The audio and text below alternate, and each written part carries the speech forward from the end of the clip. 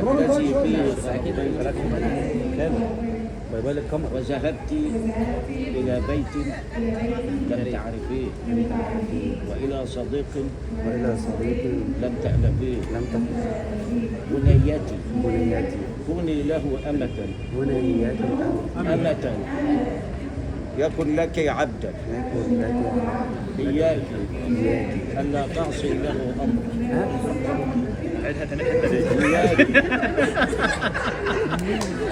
لا ده احنا كلام نهزر بقى سكوت. الله يبارك فيك.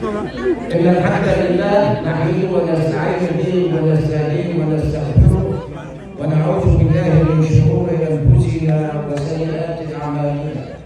من يهديه الله فلا مضل له ومن يضلل فلن تجد له وليا مرشدا. وصلاة وسلاما على أشرف الخلق أجمعين سيدنا محمد. وصلوا على النبي عليه أفضل الصلاة والسلام. عبد الله ورسوله وصفيه من خلقه وحبيبه صلاة وسلاما عليك دائمين سيدي يا رسول الله وعلى آله وأصحابه ومن تبعك بإحسان إلى يوم الدين ثم أما بعد.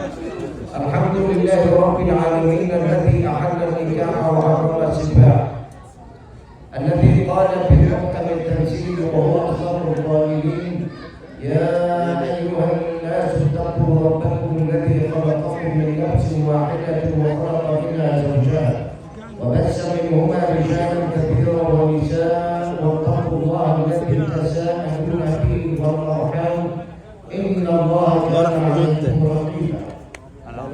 وقال سبحانه وتعالى في محكم التنزيل: ومن آياته ما خلق لكم من أنفسكم أزواجا لتسكنوا إليها وجعل بينكم مودة ورحمة إن في ذلك لآيات لقوم يتفكرون.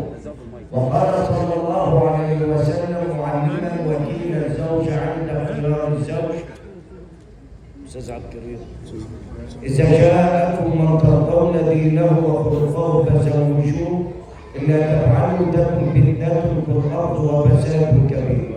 ويعلمه المصطفى صلى الله عليه وسلم الزوج عند اختيار الزوجة فيقول صلى الله عليه وسلم: تنكح المرأة لأربع: لمالها وجمالها وحسبها ودينها فاصبر بذات الدين تربت يداك.